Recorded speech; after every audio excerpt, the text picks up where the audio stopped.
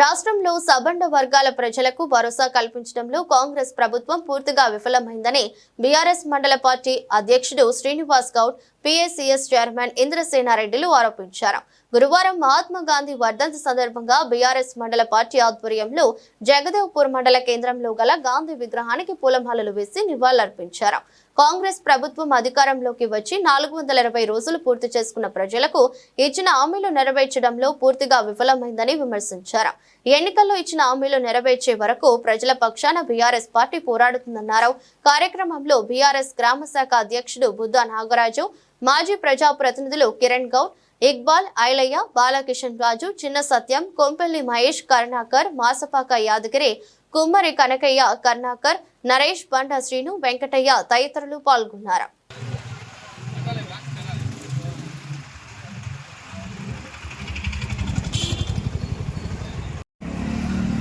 ఈరోజు గాంధీ వర్ధంతి సందర్భంగా గాంధీ గారికి నివాళులు ఇవ్వడం జరిగింది. అలాగనే కాంగ్రెస్ ప్రభుత్వము ఎన్నో హామీలు ఇచ్చి గద్దెనెక్కి హామీలను విస్మరించిండు.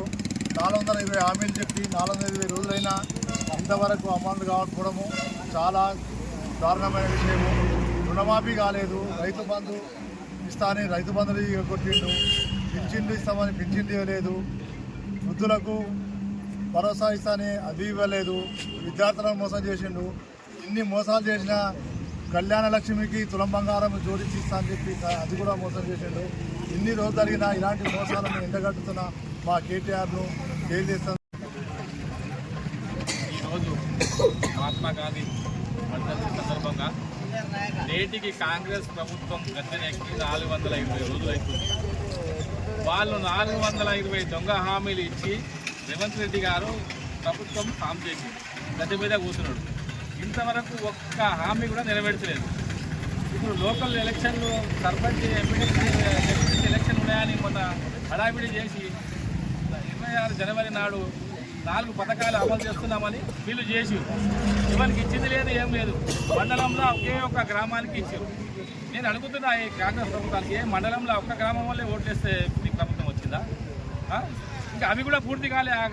ఆ ఒక్క గ్రామంలో ఒక రెవెన్యూలా, ఇటుకాల రెవెన్యూలో ఆడ కూడా టీఆర్ఎస్ పార్టీ పిలుపు మేరకు మరియు మహాత్మా గాంధీ వర్ధంతి సందర్భంగా మరియు రాష్ట్ర వ్యాప్తంగా రైతులకు మరి భరోసా కల్పించలేని ప్రభుత్వానికి నిరసనగా ఈ కార్యక్రమం చేపట్టడం జరిగింది. అదేవిధంగా రాష్ట్ర వ్యాప్తంగా మరి ఎన్నికల్లో హామీలు కురిపిస్తూ మరి ప్రజల్ని, ఇటు విద్యార్థుల్ని, అటు రైతుల్ని అందరినీ మోసపోయిన ప్రభుత్వంగా మనము ఇప్పుడు చూస్తున్నాము. అదేవిధంగా రాబో రోజుల్లో మరి ప్రజల పక్షాన నిలబడి ప్రధాన ప్రతిపక్షంగా ఉన్న బీఆర్ఎస్ పార్టీ తరఫున ఎల్లప్పుడూ మరి ప్రజల పక్షాన ఉండి కొట్లాడతాం. మరి ప్రజలకు ఎన్నికల సమయంలో ఇచ్చినటువంటి హామీలన్నీ నెరవేర్చేదాకా ప్రజలకు తరఫున ఉండి పోరాటానికి కానీ దేనికైనా పార్టీ పిలుపు మేరకు మరి పనిచేస్తామని తెలియజేస్తూ మరి ఈ పార్టీ ఎవరికి భరోసా కల్పించలేని పరిస్థితిలో ఉన్నది.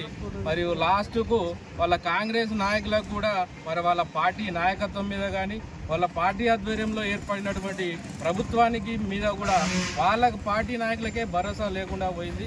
ఓన్లీ మరి రేవంత్ రెడ్డి గారు, ఇందిరాగాంధీ, సోనియా గాంధీ, రాహుల్ గాంధీకి భరోసా కల్పిస్తుంది తప్ప వాళ్ళ నాయకులకు కానీ మరియు తెలంగాణ ప్రజలకు కానీ భరోసా కల్పించలేని పరిస్థితిలో ఉంది. మరి ఎప్పటికప్పుడు మరి కాంగ్రెస్ పార్టీని ఎండగట్టి మరి ప్రజల్లో ముందు దోషిగా నిలబెట్టడానికి ఎప్పుడూ సిద్ధంగా ఉంటామని తెలియజేస్తూ జై హింద్, జై కేసీఆర్.